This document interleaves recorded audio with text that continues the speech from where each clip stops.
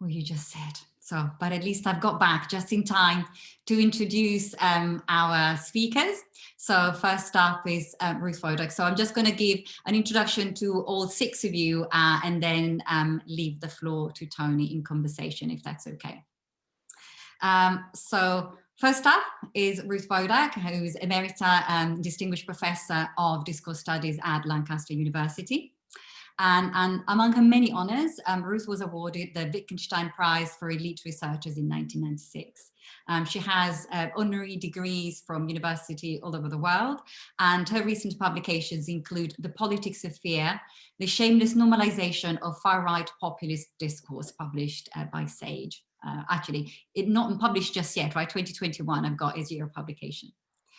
And then we've got Lisa Mcentee-Atalianis. So I've done the Greek pronunciation. I hope that's okay, Lisa. Lisa is head of department and reader in applied linguistics at Birkbeck at the University of London. She's interested in the notion of identity at both the macro and micro discursive level, and in language planning and policy in supranational international organization. And Lisa's latest book, was published last year, is Identity in Applied Linguistics Research. I will be putting all of these references in the chat, so people who are interested in finding out more about these publications can do so at their leisure. Then we've got Xiao Curdt-Christiansen, who used to be an esteemed colleague at the University of Reading, and she's now a professor in applied linguistics at the University of Bath. And Xiaolan's research include ideological, sociocultural, cognitive and policy perspectives on children's multilingual education and biliteracy development. And Xiaolan is very well known for her work on family language policy. Then we've got James Simpson, and James is a senior lecturer in the School of Education at the University of Leeds.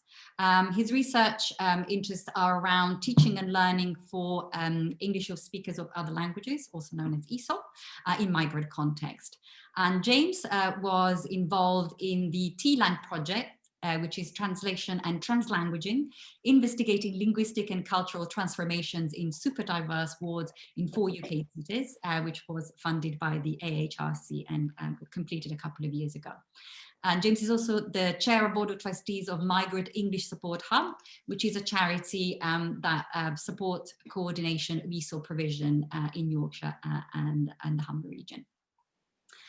And you can follow James on Twitter if you so like. I think he's the only one that's given me a Twitter handle, which is at JEBSIN. I'll be putting that in the chat as well. And then we've got Kerryn Dixon, who is Associate Professor in the School of Education at the University of Queensland. Kerry's teaching is in the field of language and literacy studies, and she specializes in early literacy and critical literacies.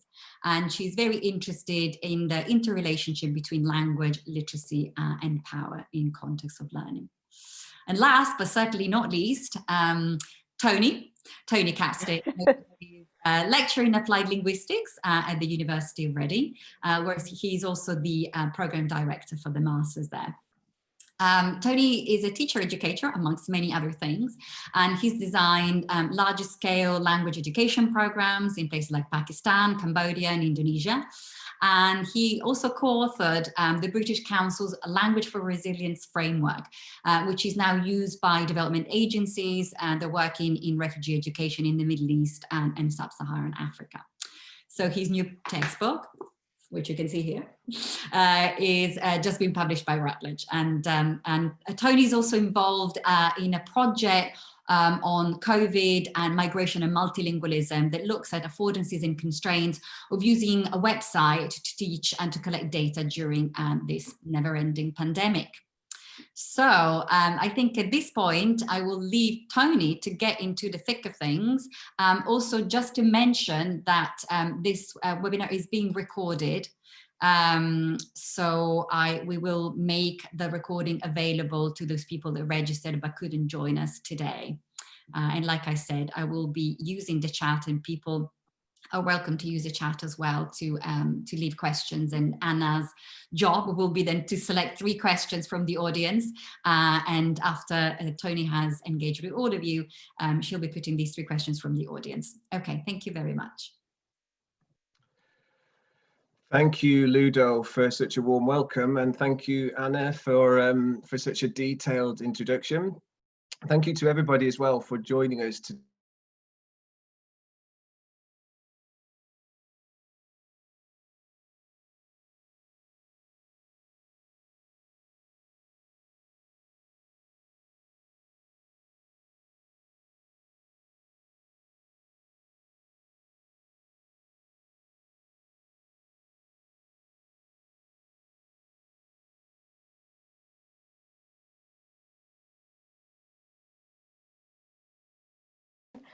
On the one hand, so what kind of discourses do we encounter in societies about migration? And I would like to add also refugees, because I don't really think that we should use an umbrella term like migration for everybody who's moving around out of very different reasons. And I would also be interested to know why you then did choose discourse analysis to analyze some of the texts and images and modes of communication. Thank you, Ruth. This is the perfect place to kick off, really. One thing that I wanted to focus on across the whole book was migration itself, migration in its different forms, looking at migrants and their experiences, but trying to draw from other disciplines to help explain how migration occurs and how it's occurred for centuries, taking that historical perspective that Anna described. And so in each chapter, there's several theories from migration studies, from different disciplines, trying to explain the theories of migration. But of course, what that misses, or often misses, is the lived experience, but also how migration isn't always related so specifically to the movement of people, but it becomes about all these other things. When we hear about migrants in the media, when we hear about migrants in political discourse, it's often in contexts that aren't specifically about movement and mobility, but can be about education and health and employment and welfare. So in order to tap into these other related issues, it was important to look at discourses, to look at those representations, and to see what other domains that migrants are finding themselves in, but also non-migrants, are referred to when we look at migration. So that was the main reason that I was interested in looking at representations and discourses, specifically discourse analysis, because I think it allows us, it gives us the tools to look at those specific issues from a linguistic, but also from a social perspective. So we can identify the social practices of migrants by using discourse analysis. I don't know, is that something, does that sound familiar to you, Ruth, in your work with Voices of Migrants and other projects? Well, very much so. Obviously, I would also like to emphasize the historical dimension, which Anna already mentioned, because I and some of my colleagues have introduced the discourse historical approach, trying to encompass and really deconstruct both the context and the various kinds of texts, but also from a historical point of view, because there is intertextuality diachronically and synchronically involved. And specifically with the issue of migrants, voices, refugees, which I think is a very, very timely topic, thinking of the children stranded on Moria and on the Greek islands. And many other cases, Mexican borders. I mean, this is an issue which should dominate the media, but doesn't dominate the media. Other issues dominate the media. And I think this is why it's so important to also analyze and publish, wherever possible, the narratives of refugees and migrants, because this perspective is completely neglected or almost completely neglected in the media. I've been involved in several big projects on this issue, and we have juxtaposed the media representations with the experiences, the subjective and individual experiences of migrants and refugees.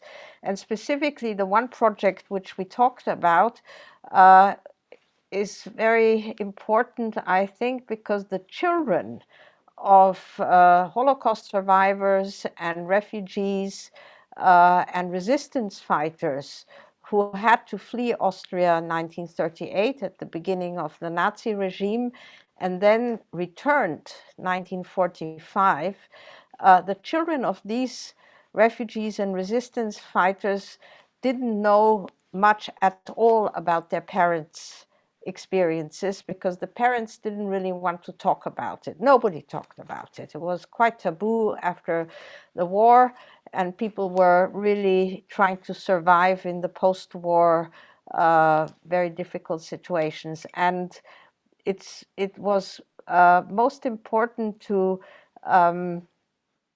experience how those children were socialized into the sort of narratives of their parents.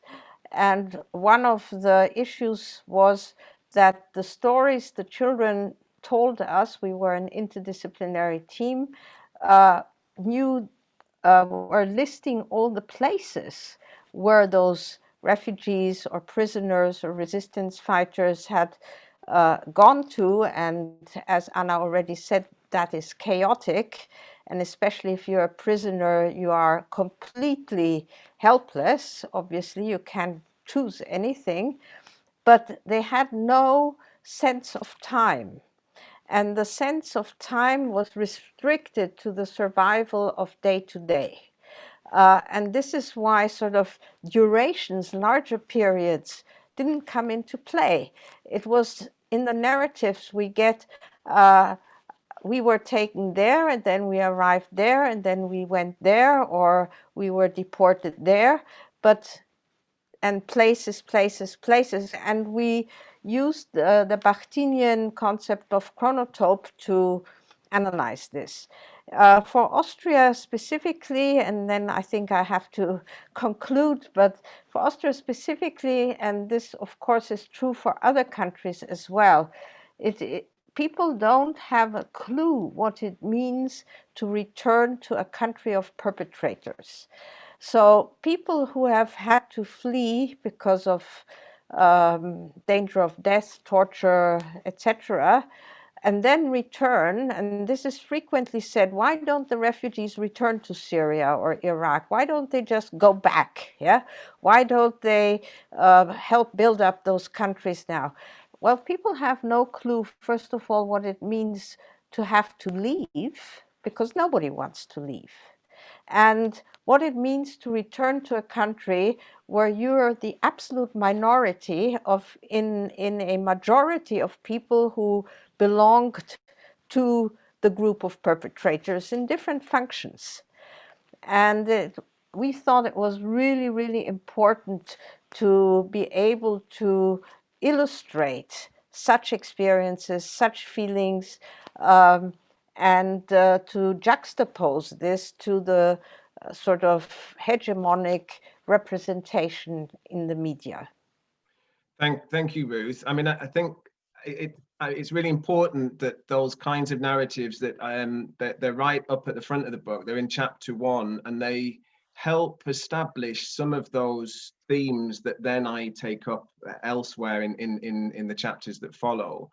But it is really difficult to try to talk about some of these groups in society without essentializing, as you say, you know, what's a forced migrant, what's an economic migrant, what's voluntary migration. So I've tried to sort of unpick some of those kinds of categorizations, but we will come back to forced migration at the end when Kerryn and I talk about some of the work that we did recently, looking at refugees and displaced people from Syria. Thanks, Ruth. So now if we could move to Lisa. Lisa, could you give us your question, please? Yes, certainly.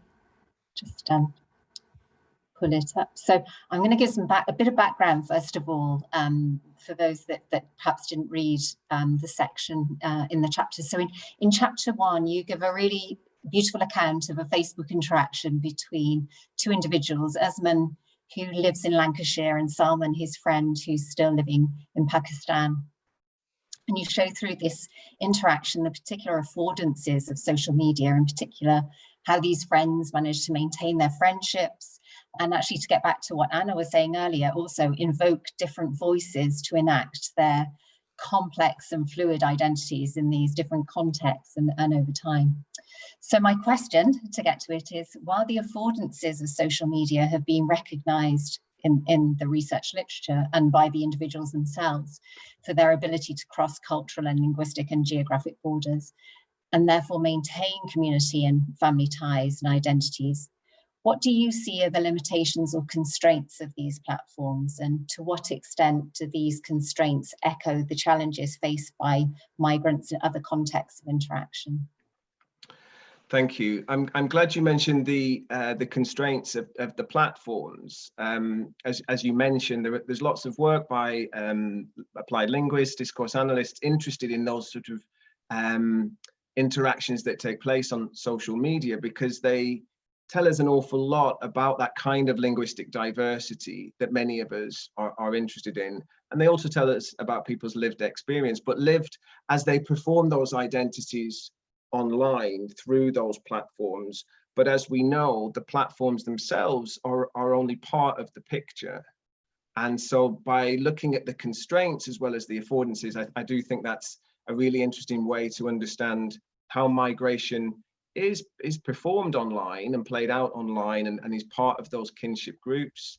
The Ahmed family that you have just introduced us to, they appear in pretty much every chapter of the book. They're a family, transnational family that I met as part of my ethnographic work in Pakistan and in Lancashire. And it was because it was ethnographic that I met them. My work began in language schools with prospective migrants going into English language classes to try to pass a test to get a visa to join their family in the UK. But because they were, those young men and women were online so much, I went online to then try to understand what they were doing. So in terms of the constraints, I think the constraints themselves are how language resources, as Anna called them, those resources that are made up, within those repertoires, how are they taken up online? But then, what does that mean for more offline interactions? And you mentioned the constraints of offline, and I think some of the constraints that migrants face there are very similar to non-migrants. Issues around standardized languages, codified languages, who has access to standard British English in certain contexts. Are those the kinds of constraints that you were thinking about? Yeah. I was just thinking in some research that I've carried out with a couple of colleagues, Syrian refugees, are looking at Syrian Facebook posts and people who've settled in the UK, and there are kind of two kind of constraints that I saw broadly. One is sort of structural and the ability to use the Arabic script and English, and then boundary marking in that respect, where you've got this context of context collapse on the site, where they're collapsing all of these different audiences and addressing all of these different audiences. And then there's sort of a bordering too around the responses to their posts as well, with people who still remain in Syria posting quite negative things to them because they have now moved into a UK context and they're no longer part of the group.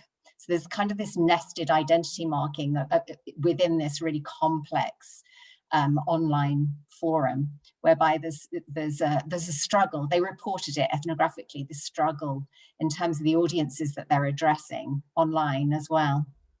So there are kind of constraints around that, I suppose, and in terms of their fluidity and their they're attending to perform to different audiences, and also their feelings of integration and settlement as well within the new context, their new settlement within a Syrian community in the UK, as well as other friends who they've made in the UK, and how they choose to use English sometimes, or just or they'll switch and they use kind of an Anglo-Arabic form too. So there's beautiful affordances, but there's also a great deal of constraints as well. Yeah, and I think very similar issues are kind of played out in the data that I draw on in chapter 1, where you see the different family members, and also the young man who was migrating from Pakistan to the UK. He was migrating into a whole new family on arrival. So he did a lot of getting to know his family members whilst online in Pakistan pre-departure, while he was still waiting to find out if he was going to get a visa. When we talked about his Facebook postings together, I was able to talk to him quite candidly. He was very open about who were his new wife's cousins and friends, and lots of different people who were he was getting to know them before ever having left Pakistan. And so it was interesting then to continue to work with Usman and to see what happened to those relationships and how you maintain those kinds of friendships once you're then offline and you're getting to know people in Lancashire day to day. And of course, what that means then for sustaining the friendships that Usman had when I first met him, the young men and women who never left Pakistan and have no intentions of leaving Pakistan either. Usman was the only member of his friendship group to be the one who migrated. So it's all those affordances, but yes, lots of constraints as well. And one thing I think we both sort of touched on a little bit there again as well is language policy. And how, which again, we're going to talk about family language policy with Xiao next. But obviously those kind of more macro level language policies, Usman had to pass a test to get a visa. So language policy is absolutely in there with immigration policy. And I think that will come up with when I talk to James later. So thank you, Lisa. Thank you. And I will now move to Xiao. Xiao, hello, could you give us your question, please? I think you're still on mute.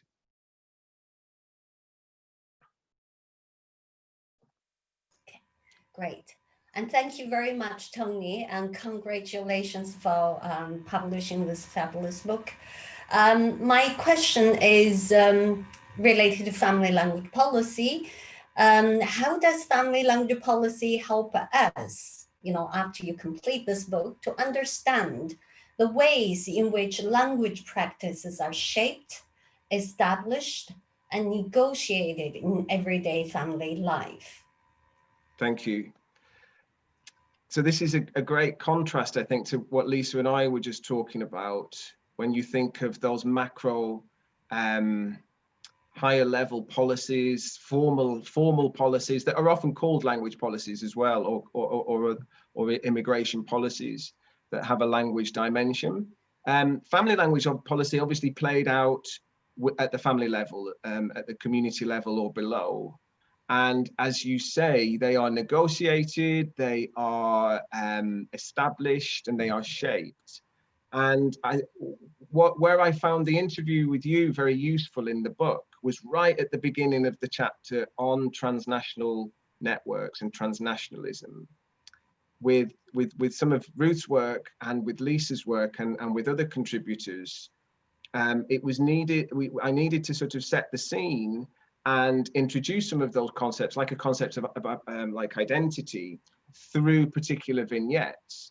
Whereas with the family language policy, I found it really useful to have that right at the beginning of the chapter to explain this is about language socialization, it's about language ideologies, the beliefs and attitudes that family members have pre-departure, before they migrate, if they're first generation migrants, or the kinds of language socialization that occurs at home for second generation migrants.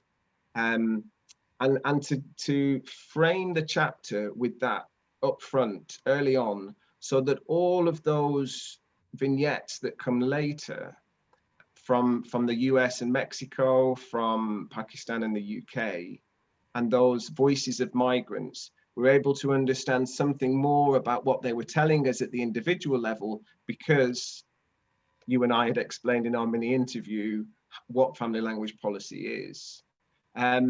So that was why how useful I found it at that point in the book. Do you want to just tell us a little bit about the families that you've worked with in order to understand family language policy? Well, yes, I started my work much earlier in Canada. So my early work in Singapore and Canada look at multilingual families. They are not necessarily transnational families, but they are definitely multilingual families with very, a long history of migration.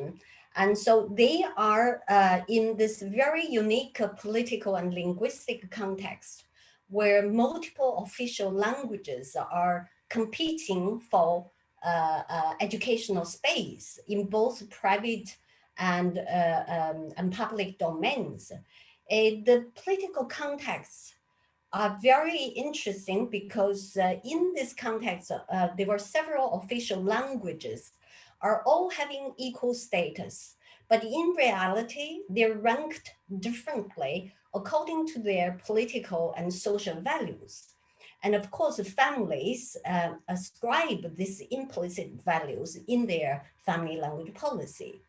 My recent and current work in the UK is related to an ESRC funded project.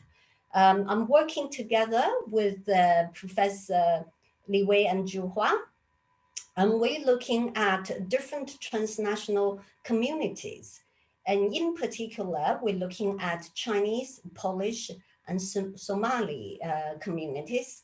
And we're trying to understand how similarities and differences in these communities and in these families with regard to migration histories, linguistic environments, culture conditions, and as well as socio-political systems affect the decision-making process in families.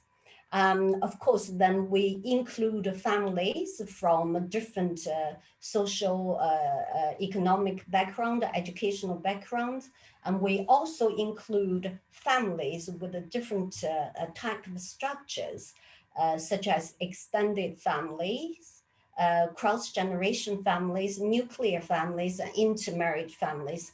And we want to understand these different types of families, how they have access, how their access to different knowledge and resources actually help them to deal with the rhythms and realities of everyday life in their different languages and with different literacy practices.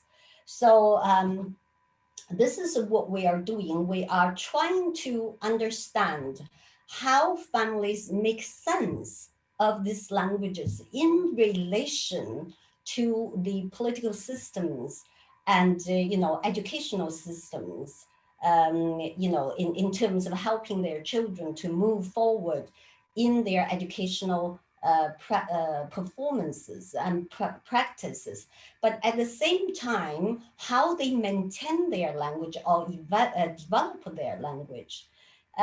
In many contexts, like the Somalian context, like what Ruth was talking about, people move around, and those Somali families move from Somali to other European language and eventually come to the UK. And their families are connecting from different points to homeland or to other European contexts. So how do we define family in situation like this? And how do they make sense of this movement context, education, even social media, how do they influence those families in terms of how to make decisions about what language they should continue to practice and what language they decide not to develop anymore? So this is what we are currently working at. I mean, that sounds really interesting. The idea of these, the different kinds of families, but also the different trajectories that families take. You know, it's quite difficult, isn't it, to write up this kind of complexity when it comes to multiple countries, multiple family members, multiple languages, and also different lengths, you know, durations of stay. So, looking at the work that I did with refugees and displaced people from Syria, what I found was even visiting those 4 countries just opened up even more opportunities to investigate quite short trajectories, which may just have been over the border from men and women who were leaving from Syria and going over the border into Turkey for a short time. But then, as you mentioned, decision making, where are they going to next? And often when asked where they were going to next, they hadn't decided at that point. You know, they were just trying to live their lives and just trying to make sense of things and just trying to choose the right school for their children and just trying to sort of stay in touch with family back home who hadn't had the opportunity to migrate. So the idea of these different families and different ways of exploring families, I think, is really interesting. So I'm looking forward to hearing more, Xiao, about that as your project progresses. I'm going to move now to talk to James. James, hi. Could you tell us your question? Please. Yes. Hi, Tony. First of all, many congratulations on the publication of your book. You've already made the point that migration is an intersectional concern, and migration and language intersect with policy about immigration and language education, amongst many other things. My own background and my main research interest is adult migrant language education, and my question is about this. So how can formal language education support migrants in their processes of settlement in a new country? I think when we spoke of all the different things that we could talk about when it comes to formal language education, which interestingly, the previous contributors, we've been looking more at what goes on, really behind the scenes, often in family language policy, but also Lisa's work on identity, Anna's work on narratives, when very much is in the kind of media, in the kind of public portrayals of migrants, the focus is on learning the language of the new country. And so it's deeply fraught with all of these kind of complexities that you refer to. But for me, I think in terms of settlement, it's looking at how one settles and one's family settles during a period of upheaval or arrival. And so looking at things like employment and schooling, and how formal language education, formal language gives you the kinds of linguistic skills that are specific to your immediate needs. And your immediate needs may be, you know, finding a job, or getting your children into school, or getting into school yourself, or having the right kinds of information about how to find a job or how to choose the right kind of school.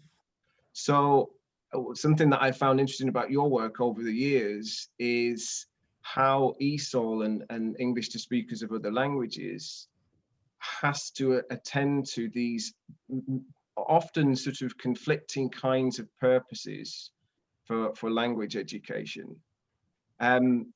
What I think it was Ludo at the beginning, she mentioned the TLang project that you worked on. Just thinking about your question in terms of what you discovered on that project, is that something that you felt employment, education were important outcomes for formal language learning? Yes, absolutely. And I think that one thing that is often missed in the UK, it's ESOL, English for speakers of other languages. Migrants are trying to gain access to the dominant language of society, which is in most parts of the UK, it's English. One thing that's missed is the idea that it's not just access to a language that's too amorphous and too difficult to pin down, but what students are often trying to do is to gain access to specific genres and discourses and registers, and they're often finding themselves outside, able to communicate, actually pretty well in daily life, but finding themselves outside, for example, the discourse of employability and needing to find a way into that. And that's where formal, ESOL provision can and should help, I think. I've become very interested in political dimension, policy dimension of ESOL over the years. The idea that a willingness to learn the dominant language is a marker of social inclusion from a political perspective, as well as a practical and personal one. And an insistence that migrants have an obligation rather than a right to learn English being a recurrent trope in political and media discourse. And the way that in such rhetoric, being able to speak English is conflated with social cohesion. This isn't just the case in the UK, it's the case across the global north, that the dominant language and migrants' learning and use of it is central to debates and policies about migration and citizenship, nationality, belonging. So language education for migrants becomes a policy area which rubs up very closely and immediately with that on social integration. In your book, I talk about ESOL, English for speakers of other languages who are adult migrants in English dominant countries. I talk about it in relation to translanguaging, as you note, making the point that people are learning the dominant language of their new home as part of a translingual, transmodal communicative repertoire. But the policy dimension I just find absolutely fascinating. So I've been looking at how beyond rhetoric, successive government responses to large-scale, unpredictable and complex mobilities has been really inconsistent, really paradoxical. Certainly the state's approach to English language education for adult migrants is currently largely incoherent at national policy level, bordering on neglect in England, at least if not in the other countries of the UK, and responsibility for its funding to sort of oscillate between government departments, and there's very little overall direction. So the question I'm currently grappling with is how does policy form at regional or local level scale to support people's access to a class, to an opportunity to learn, when it's so lacking at national level? What do prospective students, teachers, local policy actors at grassroots level do when the state, when politicians and ruling parties fail to carry out their own obligations to support migrant language education? I mean, that's really interesting to hear. That's the direction your work's been going in. Although we can see those interests in your earlier work as well. One thing that I wanted to pick up on, you mentioned genres, having access to the right kind of genres, the right discourses, and in the book I try to explain what that means for a range of different readers. I'm hoping the book will be used obviously as a textbook in different undergraduate and postgraduate courses, perhaps language education type courses, but also in other disciplines. But what's really difficult there is trying to think of activities that really unpick what we mean by genre for young people on undergraduate programs who are so sophisticated when it comes to the different genres that they write in, for example, but haven't had the kinds of opportunity to explore what genre means in their own education, in their own schooling. So one project that I have developed with a university in Pakistan is looking at the kinds of academic genres that students in Pakistan write in, and the students in the UK, in the university I teach in. So the kinds of academic genres, and what the learners come away from, or what they came away from this term, is finding those kinds of really interesting overlaps between what we mean by different varieties of English. In Pakistan, it's the official language, so students in Pakistan are writing in English. Very similar and following very similar conventions when it comes to their academic writing as students in the UK. So we're able to look at those different varieties, Pakistani English being a variety, Standard British English being a variety, but we're also able to sort of take a closer look at some of the genres that young people use in their everyday lives, and what it means to be really good at a genre that you use on social media, but they're not really quite as sophisticated, or really not quite as proficient maybe in genres that are required for academic writing. And what I think this brings home to the students is how difficult it is then if English isn't your first language, which brings me back to the point you made, that if they're struggling with the genre and English is the dominant language in their life, they're then able to see how ESOL, English to Speakers of Other Languages, has its work cut out in introducing a range of genres for people who have had such different kinds of learning trajectories, either before departure or after arriving in an English dominant country. Okay, thank you, James. And I'm going to move to Kerryn now, our final contributor. And Kerryn, could you give us your question, please? Sure. So congratulations, Tony, first. I think this is a really fantastic resource. I want to ask you a little bit about the Language for Resilience project that you worked on. So initially, you focused on refugee experiences in Lebanon and Iraq and Jordan and Turkey. And then we worked a little bit more extending it in our research hub. Could you tell us what's happened since in those 4 countries in terms of multilingual education for refugees? Thank you, Kerryn. So yeah, you and I, we worked together on an interdisciplinary project. We the initial research, the initial Language for Resilience research, was a piece of work that I was really lucky to be involved in with the educational psychologist Mari Delaney.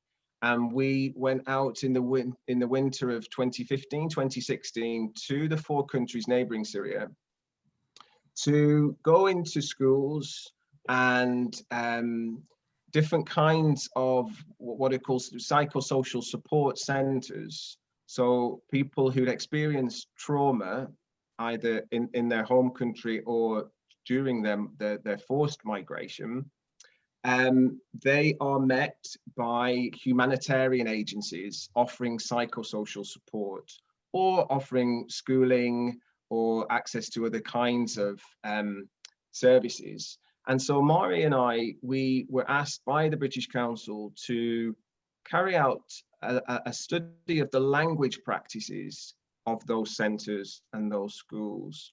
And we were able to meet a range of different kinds of stakeholder, from humanitarian workers to school principals to the refugees themselves, and identify these 5 specific areas that we felt from our different disciplinary backgrounds were really important for language planners designing language interventions, language programs for refugees in that part of the world. So tens of thousands of people were displaced by the Syrian conflict, most of whom haven't gone back to Syria, as Ruth was saying earlier. Many are displaced inside Syria, but many are in Lebanon, Jordan, Turkey, and Kurdistan, Iraq. And so you can imagine how complex the language learning classrooms are when you have speakers of different varieties of Kurdish, Arabic speakers, and in a country like Lebanon, the curriculum is delivered in English or French or Arabic, but the majority of parents will choose an English medium school or an Arabic medium school. And so that was the initial research. And then 2 years later, the British Council was keen to look at how some of our recommendations could be translated into more practical initiatives. And that's how we ended up working together with your background in literacy and looking at literacy in L1 in multilingual settings in particular. So what's happened since? Well, COVID has happened since, and as everybody listening and watching today will be familiar with, the idea that, you know, we're living our lives online a lot more. Now, I wouldn't want to assume that all of the refugees and displaced people that I met during those years is now online. Many didn't have access to that kind of technology, but many did through their mobile phones. And through a project that I'm working on with agencies in Jordan and in Turkey, we're looking at how refugees are able to tap into their existing networks and have actually responded with resilience, which was one of the key overarching terms for our work. They were already resilient. We knew this, and we wanted to understand how to enhance that resilience through language learning. But what they've been able to do with that resilience is they've been able to continue their lives online in far more innovative and creative ways than perhaps people who didn't already have such sophisticated social media networks. And so one quick example is a young man who I'm working with. He's just inside Turkey now. He's left Syria and he's inside Turkey. He's able to manage an agricultural project. He's an agronomist, and he's able to manage his farming project inside Syria from his location in Turkey through the humanitarian agency that's based in Jordan, all through his mobile phone. So, and he does that because he's able to use a little bit of English, he knows a little bit of Kurdish, and obviously he's an Arabic speaker and writer. So I think, to answer your question, I think one of the things that we can see is that multilingualism that you and I knew was a resource for these men and women, we're finding now lots of really nice examples of how it is a resource. Yeah. And I'm particularly struck, Tony, when I was rereading the book, and particularly what's in chapter 7, and thinking about resilience now, at the end of 2020, in a world that's turned on its head. And just, we had many conversations in our research hub about what resilience was and how difficult it is to define. But I think there's a lot of really powerful examples and work in the book. How does your work, even though you probably didn't set out to do this, contribute to our understandings of resilience when you look back, and the notion of the kind of refugee experience? Because I think it's, now doing it in retrospect and reading it again, I think there's some very, very powerful and quite profound insights in there. Well, it's a good question, and I hope what some of those vignettes in the chapter that you're referring to are able to demonstrate is just how resourceful and resilient many of these refugees, they're mainly refugees or internally displaced people, how resilient they are. And as, again, it's a good opportunity for the readers, and my initial audience for the book were my undergraduate and postgraduate students, many of whom are from would describe themselves as monolingual. Several of them, wouldn't, they would say they don't have many migrants in their families, or if they do, they were in previous generations. And so by looking through at the kind of the vignettes in that chapter, they're able to see much more clearly how multilingualism is a resource, just how those different varieties, to go back to the idea of repertoires, how they come together when people leave their homes and leave behind much of what they own, and their language repertoires become, one of the biggest resources that they have available to them. And so I think that's one of the powerful ways that the vignettes work. But I also think it's useful for the humanitarian agencies who we've been working with over the last few years to see how important language is in the work that they do for them, the clients and the beneficiaries.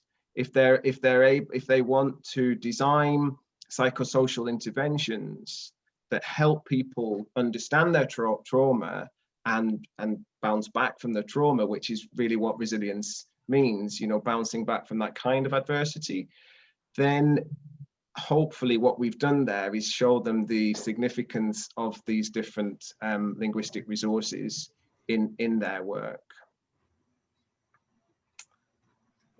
Thank you so much, Kerryn, and thank you to all of the contributors. Great questions.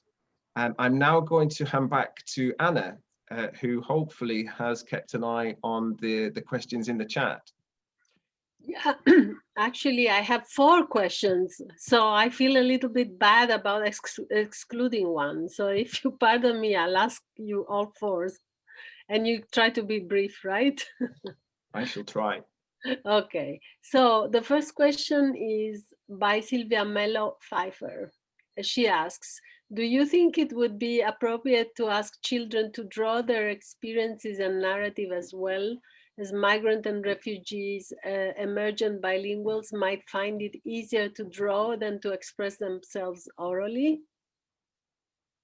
It's a great idea. It's the other part to the research that when I was saying that I worked with Mari Delaney, the educational psychologist, Mari's background is very much in art as therapy, and trying to understand how in a language lesson, so for example, in an English language class, in a refugee camp, where lots of art is used, how you can maximize the potential of those kinds of different artistic forms for psychosocial support.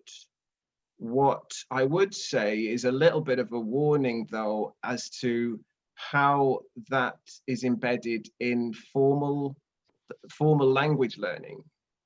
As with all of this kind of work, it's really important that we draw on what we know from applied linguistics about, or educational studies about, how people learn languages, and bring that together with what we know about how to use art. So I think we saw a lot of fantastic examples in the refugee camps of art being used in those really creative ways, as this question suggests, but not always the language learning. I think qualified, experienced teachers need to be involved in that kind of intervention. Okay, well, should I just, I'm sorry, I read the question, but should I give the question to the persons asking, maybe? Or should I read them? It's fine, because I guess in the interest of time, it's probably easiest if you just Quicker, no? the name and read it out. Thank you. All right, then I have Zahid Hossain, who asks, does racism intersect language and migration? I'm asking this question because many migrants think that they are being treated as second-class citizens, despite living in the country for years and doing jobs and paying taxes.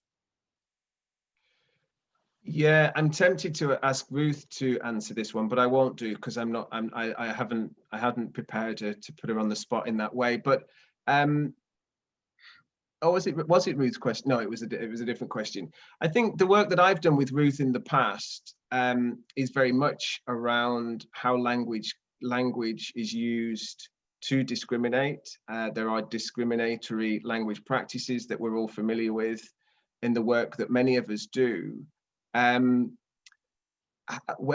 this then unfolds across different generations, I think language it becomes a symbol. It becomes the kinds of language varieties that people use in English dominant countries, for example. When people hear other languages being used, that can often be a symbol for, or perceived as a symbol of difference, and maybe then the root of other kinds of discriminatory practices, unfortunately. But I think as many of us are discourse analysts, we try quite hard to explain how that happens, and again to explain how we can counter those discriminatory kinds of views by showing lots of resourceful uses of language, and how language doesn't have to be something that divides people. So there's lots of work. If the person who posed the question, there's lots of work. Ruth's done lots of work in this area, and James has done lots of work in this area as well. So I'd recommend they have a look at their work in addition to the book. Another important question by Birgul Yilmaz. I have a question about language learning and teaching in humanitarian contexts where children have no access to formal schooling. For example, Lesbos Island in Greece, where children are aware that lessons provided by NGOs have no legitimacy. How does this impact on language learning and teaching? Ruth actually answered here. So Ruth, do you want to answer orally? Is Ruth? Actually, I just, because this is something which is important to our work right now, as we are trying to mobilize more awareness about those unaccompanied adolescents and children on Lesbos and Moria, in the Moria camp and so forth. The problem is that all that asylum policies and migration policies are part of each EU member state, and not a general EU policy that doesn't exist. And that makes it so very difficult to think of general better policies of schooling children, especially under such terrible conditions like in those camps. So when those children arrive in the various countries, they probably have to undergo whatever is important in that specific member state. So I think this is really a big issue for the European Union to solve, as the entire migration policy is still not really solved at all. Right. Tony, anybody else? Or should I go on with the questions? Was there another question, Anna? Yes. Federico Faloppa, he asks, to what extent can perceptions of multilingualism in hosting countries influence and either facilitate or prevent linguistic integration and interaction between local populations and migrants? Is that one in the, I didn't catch the beginning, sorry Anna, could you just read the beginning of the question again? Yeah, to what extent can perceptions of multilingualism in hosting countries influence and either facilitate or prevent linguistic integration and interaction between local populations and migrants? Yeah, I mean, Federico, it's an important question. It's a really difficult question to answer without, well, we need to have the particular neighborhoods, communities, groups in mind to be able to respond to, I think, to this kinds of question. Otherwise, the danger is that it ends up that you know, more Anglo non-migrant families are, you know, discriminating against migrants, and it becomes a bit of a blanket kind of way of understanding the issues, you know, and this is something that really, when I work on language and migration with my undergraduates and postgraduates, we really try to get to the bottom of, because we have many migrants in the room, and we have many non-migrants in the room, and you know, in order to sort of facilitate the kind of intercultural dialogue that's required, so that, you know, each of those learners has, you know, some kind of empathy for what it feels like to be from a non-migrant community or from a migrant community, that takes quite a lot of time and quite a lot of unpicking of the histories, the trajectories, the politicization of these issues in the media. So my response to the question really is, you know, we've got to look really careful at the kinds of neighborhoods that these are played out in. Yes, we know that there is discriminatory media portrayals, but the way that those portrayals then are taken up at the local level are really complex, and you know, we still need more work on how those complexities are played out, and that's in the context of the UK, which I know best. You know, other European countries, other countries around the world will have different kinds of issues when it comes to migration. And can I add something? I think it's also important to think in terms of giving dignity to their own languages, to the varieties of language they bring, because that also allows people to have a more positive stance towards, you know, learning the language of the host country or whatever. I think also that give people who are multilinguals a feeling that of the dignity of their own language is important. And you know, Federico knows all the experiences they had in Sicily with respect to that, you know, to a lot of work on giving back that sense of dignity to people. Sorry for interjecting. I don't know, do we have more time? I have a couple of more questions, or maybe another one. Yes, please. And I think, yeah, it'd be nice to answer these final questions as well. You know, people that are still here obviously have decided to stay until the end. Thank you. So Eva Epler asks, would somebody want to comment on language maintenance of potentially not very powerful L1s? Example, Kurdish in Tony's Resilience Project, and language shift to more dominant languages in migration contexts. I think this is related to the previous issue. That was open to everybody. I don't know if James or Kerryn, or does somebody want to jump in and have a go at that? I'll have a look at the question in the chat. Who was that? Who posed that question, Anna? That was Eva Epler. Okay. Oh, hi, Eva. Would somebody want to comment? I can get the ball rolling with that. I know Eva's work, and Eva's interested in different varieties of Kurdish and mutual intelligibility in terms of those Kurdish speakers from the 4 countries that we were talking about earlier, and what it means to maintain not very powerful L1s. I hope some of the issues that we brought up today will help us understand what it's like for those families. You know, when Xiaolan's work on language policy, family language policy,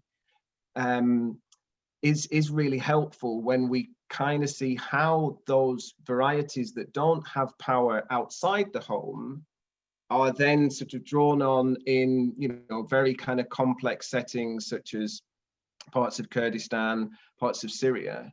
I mean, although Arabic will be a dominant language in many of those settings, and English increasingly, many Kurdish speakers that we spoke to a few years back, they felt that English, you know, that really kind of interesting phenomenon, which is people were describing English as a neutral language. English was the neutral language in that context because it meant that people weren't having to speak Arabic or Kurdish. But they were using Kurdish at home.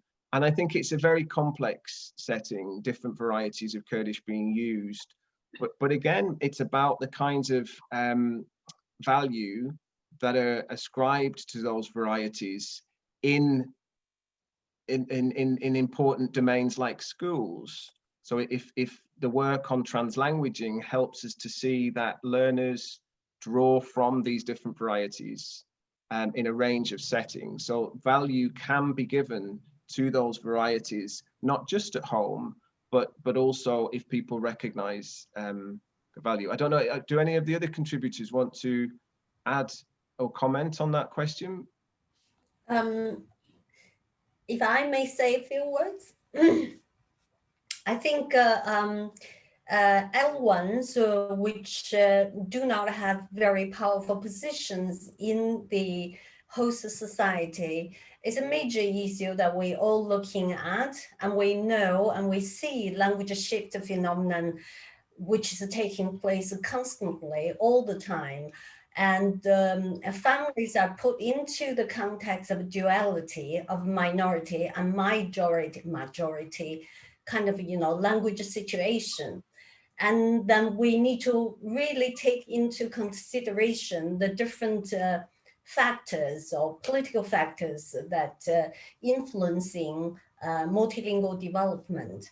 A recent book by edited, Handbook of Home Language Maintenance and Development, which is very, very useful, just came out, and I have a chapter over there. So many people actually contributed to this book, talk mainly about how to maintain family language or home language. An interesting book maybe could shed some light into what families need to do, how they do in terms of maintaining their language. I mean, this is a battlefield that we're all going through, fighting against the majority language and English. It's not easy, but you can do it. Of course, with the efforts, you have a grassroots effort coming from the community, working with other families and community schools, and require the public educational system to establish class or language classes for using this language in terms of learning the majority language. I mean, those are the ways, there are many, many different ways that Tony has also commented on, translanguaging, like James Simpson has said, using translanguaging and establish home language classes and all these ways to kind of, fight against the home language loss or situation like that. Okay. Tony, I mean, I would just want to say too that I think teacher education has a really important role to play, and particularly the work that I've done in South Africa.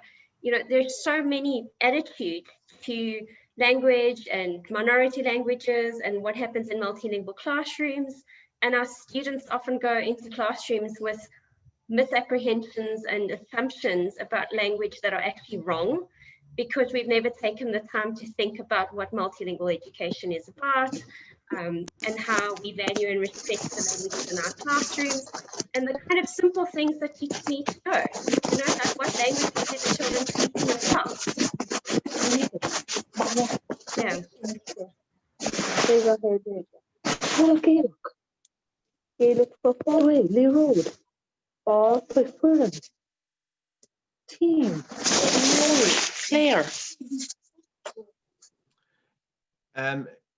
Someone in the audience called Angie, could you turn your audio off, please? We've got a bit of noise on the Zoom. Sorry, I took chair's action and muted Angie. Sorry, Angie. Okay. It was like some rustling in the background. Okay, so I think. Just one last question, right, Loredana? And then maybe we can finish with that question, if that's okay, Anna. Yes. Thank you. She asks, Tony made a really important point on the need for language and multilingualism to be part of the design of projects' action from the start, rather than an afterthought. Any more comments on how to best achieve that and sensitize those involved? That's a great question to end on. Thank you, Loredana. I'm gonna ask my fellow contributors to see if they've got anything to say about this. But I think it's about that. It sounds very grand to say that we work on interdisciplinary teams, but all that means is we work with practitioners, we work with researchers, we work with other officials and non-officials. From the beginning in the design of the project, and with if it's possible, with migrants and refugees themselves, which is really difficult but so important, from the very beginning. So having everybody involved in the initial research questions and the design of the research questions, and in order to then shape the project. So as Loredana really clearly puts it here, it's not language, the language learning component or the language use that will form the kind of practices of that project. They're not an afterthought. Anybody else want to add to that?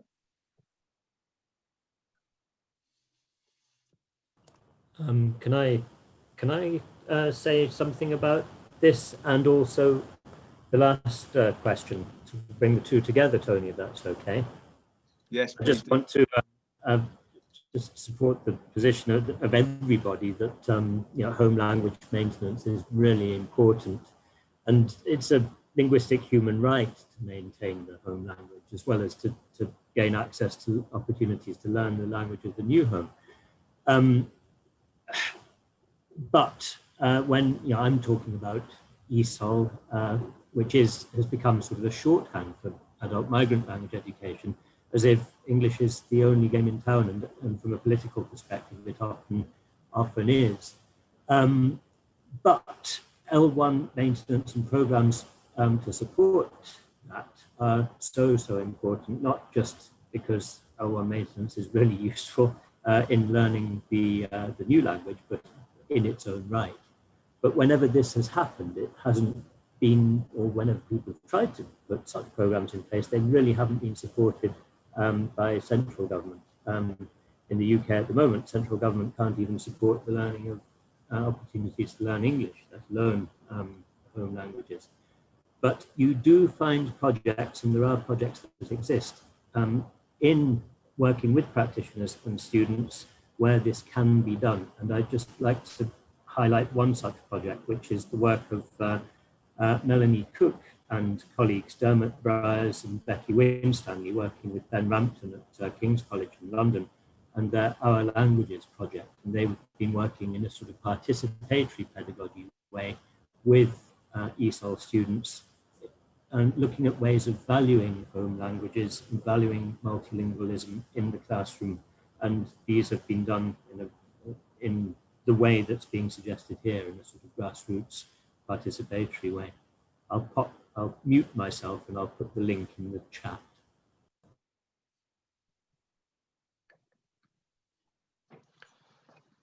Thank you, James.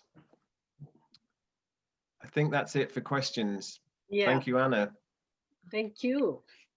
Thank you, Anna. Thank you, everybody. So before wrapping up, so we've talked a lot about the contents of Tony's book, but Tony's going to put this book to good use because the University of Reading, starting next year, will have a new MA in Migration and Intercultural Studies. And we've got our colleague Federico Faloppa that will very briefly talk about the new masters. Thank you, Federico. Oh, absolutely. Thank you very much, Lovica. First of all, thank you very much, Tony, for this amazing book. And, for such a rich discussion today. I feel really privileged to work with you in the School of Literature and Languages. So thank you very much. for your great work, and so inspirational to many of us. And I just want to show you a couple of slides about the new program, so then, you know, we can, where you can see that, you know, Tony and Tony's books are going to play a key role, you know, for what we're going to do in the next years, hopefully, if the program is successful. So I'm just sharing that with you very briefly, and hopefully it's going to work. Let's see if I can do that. Sorry, guys. My connection is not particularly, is not that, anyway, doesn't matter. I don't need to share those slides. I just wanted to say something about the new MA Migration and Intercultural Studies, which is, you know, we have launched, you know, in the last few months, and then we are starting teaching and working on since September 2021. And this is a new program that we designed in the School of Literatures and Languages at Reading, in order to offer a new kind of insightful kind of, you know, study and approach to migration and languages to many people that might be interested in working with, but just, you know, as a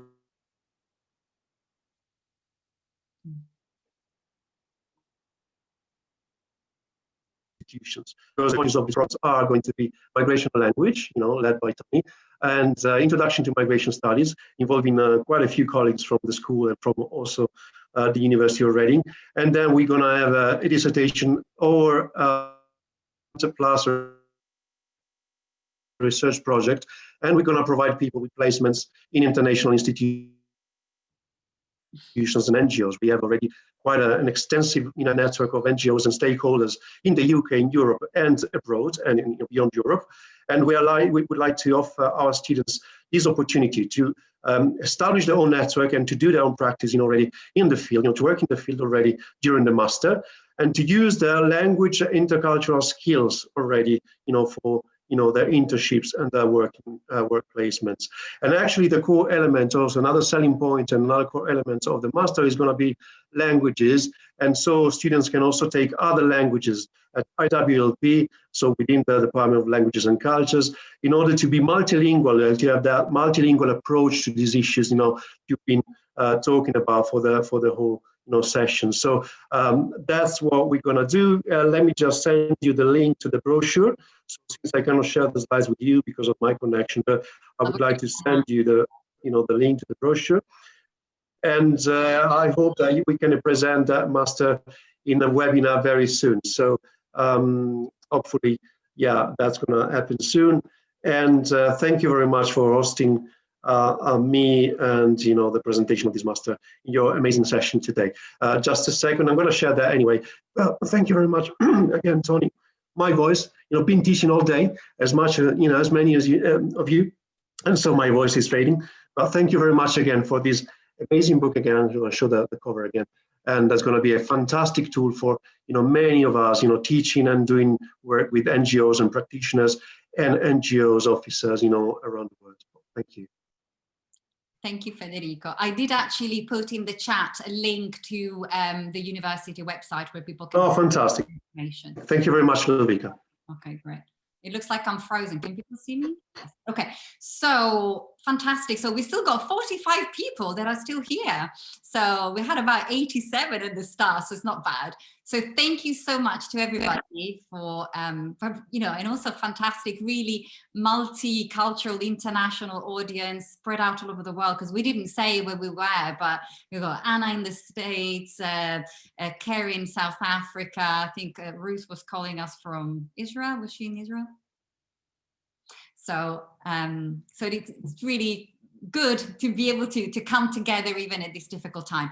So I think we've got all the references here in the chat as well, but I will be, so I hope the recording worked, because unfortunately my Zoom dropped out a couple of times. So hopefully the recording would have worked, and I will email all the people, all the registered participants with a link to the recording.